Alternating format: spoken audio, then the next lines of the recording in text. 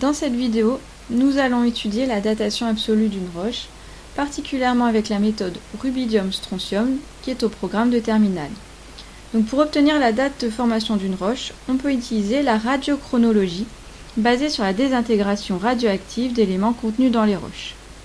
Alors là, je vous sens déjà que je vous ai perdu. Commençons par un petit rappel de physique. La matière, vivante ou inerte, est constituée d'atomes. Oui, j'ai choisi cet atome-là, il me plaisait bien. Plus sérieusement, un atome, c'est un noyau constitué de protons et de neutrons autour duquel gravitent des électrons. Ici, les électrons sont représentés en noir, gravitant autour des protons et des neutrons. Un même atome peut présenter différents isotopes. Tous les isotopes d'un même atome ont le même nombre de protons et d'électrons, mais pas le même nombre de neutrons. Prenons un exemple. L'atome de carbone présente 3 isotopes. Carbone 12, carbone 13, carbone 14. Le noyau du carbone 14 contient 8 neutrons plus 6 protons, tandis que le noyau du carbone 12 contient 6 neutrons et 6 protons. Certains isotopes sont stables, c'est-à-dire qu'ils ne changent pas au cours du temps, tandis que d'autres sont radioactifs, c'est-à-dire qu'ils peuvent se désintégrer, libérant alors des rayonnements et se transformant en éléments stables. C'est le cas du carbone 14. Alors, quel est le rapport avec la datation ?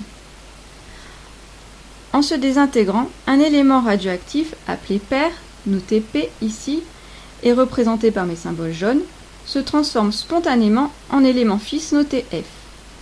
Ainsi, la désintégration de tout élément radioactif constitue une véritable horloge, car elle se fait en suivant une loi de mathématiques de décroissance exponentielle en fonction du temps. Ainsi, quelle que soit la quantité d'éléments pairs présente au départ, il faudra toujours le même temps pour que cette quantité soit réduite de moitié. C'est la demi-vie. Alors, dans mon exemple ici, j'ai 4 éléments jaunes, il leur faut un certain temps, pour ne plus en avoir que 2, mais j'aurais pu prendre 50 éléments ou 100 éléments, il aurait fallu exactement le même temps pour que la moitié soit désintégrée. Au bout d'un certain temps, je n'aurai plus que des éléments fils que j'ai représentés ici par mes petites étoiles noires. Alors, petite application concrète avec mon granit dans ma table de cuisine. Alors, ce granit ne va pas vous dire à quelle heure vous allez manger, mais par contre, moi, je peux savoir quand ce granit s'est formé. Observons de manière plus concrète ce granit. Au microscope, il est constitué de minéraux. Je peux observer du quartz, de la biotite, du plagioclase, du feldspath potassique. Intéressons-nous davantage à la biotite. Au sein de la biotite, on peut observer un minéral de zircon. Celui-ci contient des éléments radioactifs, dont le rubidium. Sa désintégration se manifeste par une auréole qu'on peut observer ici, entourée ici. Donc le rubidium 87, qui est un isotope radioactif qui se désintègre en strontium 87 avec une demi-vie de 48,8 milliards d'années. Comme nous l'avons vu précédemment, au cours du temps, il y aura de moins en moins de rubidium 87 au profit du strontium 87. Ainsi, un minéral, lors de sa formation, contiendra une certaine quantité de strontium 86, strontium 87 et rubidium 87.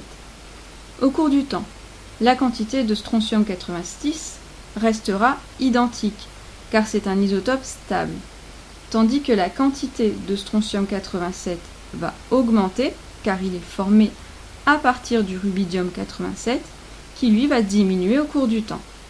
Ceci est valable pour tous les minéraux de la roche. Alors, avec cette information,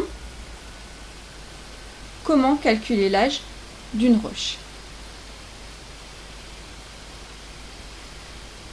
Lors de la formation d'une roche, telle que le granit, par refroidissement d'un magma, tous les minéraux contiennent la même proportion de strontium 87 sur strontium 86, mais par contre des proportions différentes de rubidium 87 et de strontium 86. Sur le graphique, à un temps t, on obtient une droite isochrone, ici, car obtenue à partir des minéraux ayant tous le même âge.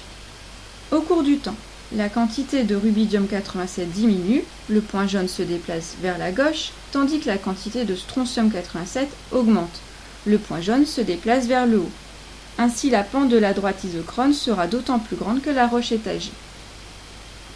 L'équation de cette droite isochrone de la forme y égale ax plus b nous permet de déterminer l'âge de la roche. En effet, la pente a est égale à exponentielle lambda t moins 1, que je peux donc convertir ainsi, t égale logarithme népérien de a plus 1 divisé par lambda. Lambda étant la constante de désintégration de mon rubidium, a étant la pente de la droite. Ainsi, en étudiant les éléments radioactifs présents dans les minéraux des roches, nous avons pu déterminer comment dater une roche. Et bien maintenant, c'est à vous de jouer, application concrète avec un fichier Excel.